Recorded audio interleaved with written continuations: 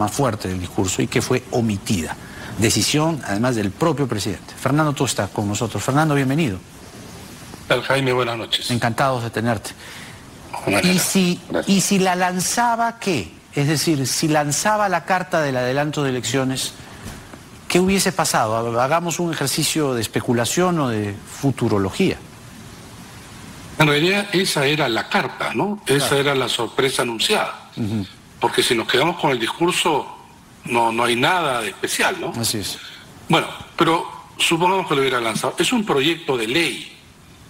Y era un proyecto de ley de modificación constitucional.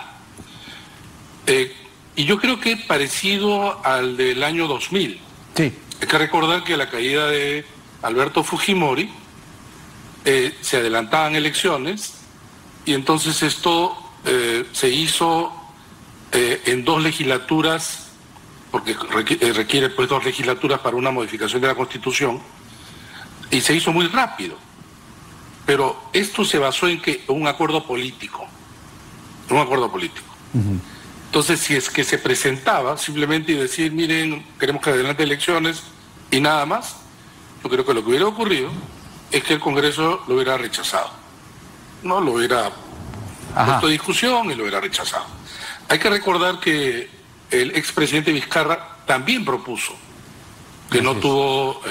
Bueno, mira cómo terminó todo al final, ¿no? Así es. Pero yo creo que esta es una salida y una jugada política. El presidente sabe, en todo caso sus asesores deben saber, que él tiene un nivel de rechazo muy alto, pero también el Congreso. Y algo así como, si la vacancia procede, bueno, yo me voy, pero también se van todos, ¿no? Claro. Entonces, pero además colocaba el tema de las elecciones generales ya en el campo del Congreso. Y eso presionaba fuerte. Claro.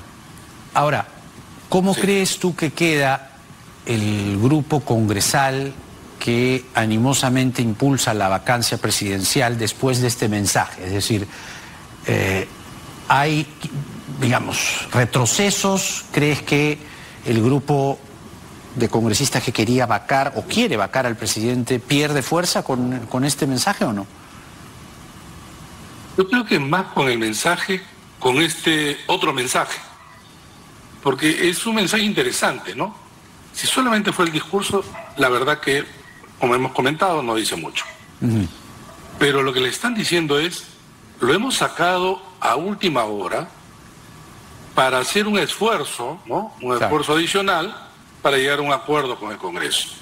Entonces el presidente entrega una rama de olivo y los otros deben recibir el mensaje de seguimos con la vacancia y van a presentar de todas maneras el proyecto de ley de adelanto de elecciones. Y esto se convierte en un tema de debate público. Claro. Porque el Congreso no debiera también discutir, ¿no?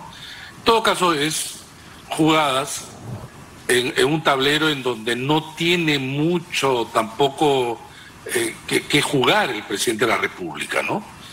Porque evidentemente llevarlo a un proceso de vacancia es un desgaste político.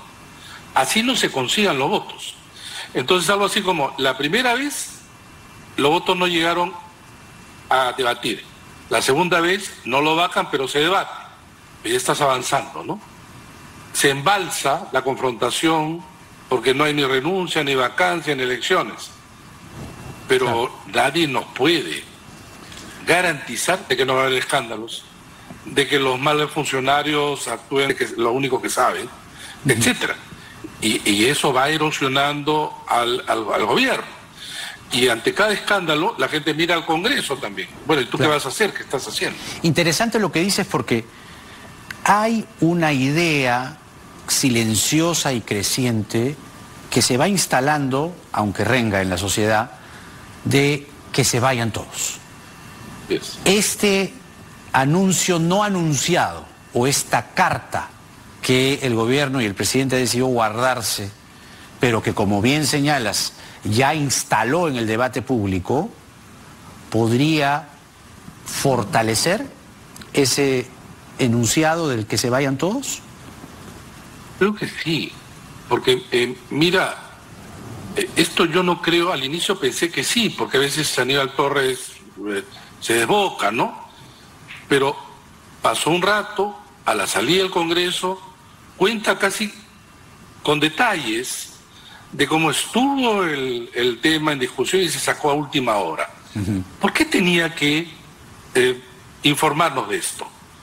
Los tenía que hacer porque está enviando un mensaje al Congreso, pues está enviando un mensaje a los sectores más duros. Pero por otro lado, porque creo que en la oposición, si bien es cierto, muchos muestran los dientes, no estoy tan seguro que quieran morder. ¿Y sabes por qué? Porque quisieran algo así como algunos, deshacerse de Castillo, pero que la cosa no empieza a tener una dinámica en que de repente nos encontramos con adelanto de elecciones y la discusión es solamente presidencial, o si no, presidencial y parlamentaria, y ahí ya no hay cómo controlar. Entonces, quieren vacar, pero a su vez temen, claro, ¿no? Temen de no poder controlar todo. Pero justamente recordemos el hecho o el antecedente o el precedente que tú bien has traído al presente, que es el año 2000, cuando se aprueba el proyecto de adelanto de elecciones en 2 mini legislaturas en aquellas épocas. ¿El adelanto de elecciones fue solo presidencial o fue general? No, fue general, ya, presidencial y parlamentaria. Entonces tendría que ser nuevamente, así. Sí, pero no solamente eso, sino porque nuestro diseño institucional desde 1920 es que a partir de elecciones se crea una representación, por un lado ejecutivo y por otro lado parlamento, que se miran como espejo e interactúan en el mismo tiempo. Entonces, cuando se habla de elecciones generales, implica entregar al pueblo convertido elector en que vuelva a crear una representación. Esa es la idea. Claro, en el Congreso, bastante asustados, han dicho que no, solamente son elecciones presidenciales y para eso hay algunos constitucionalistas que sabemos que contratados pues escriben en un sentido siempre, ¿no? Claro. Pero sin embargo, una crisis generalizada sí podría llevarnos de nuevo a esta situación en donde la cosa ya es, digamos, a otro nivel. Claro. Dicho sea de paso, hay que agregar lo siguiente, Jaime. Pese a que esta es una salida que a mucha gente le puede entusiasmar, hay que recordar que nada nos dice que va a ser algo distinto a lo que ya tenemos. ¿Por qué? Claro. Creo que lo único que podría, si no garantizar, por lo menos abrir cierta posibilidad, alguna luz, es si se abre la oferta política y hay reforma política. Porque si no... Así es. Pero estoy seguro que elegimos igual que el 2001, que el 2020, que el 2016, y seguimos en lo mismo, ¿no? Así es. Fernando Tuesta, politólogo muy querido aquí en esta casa con nosotros. Gracias, Fernando. Gracias Hasta a ti, próxima. Jaime. Muy buenas noches. Buenas noches. Hoy pasó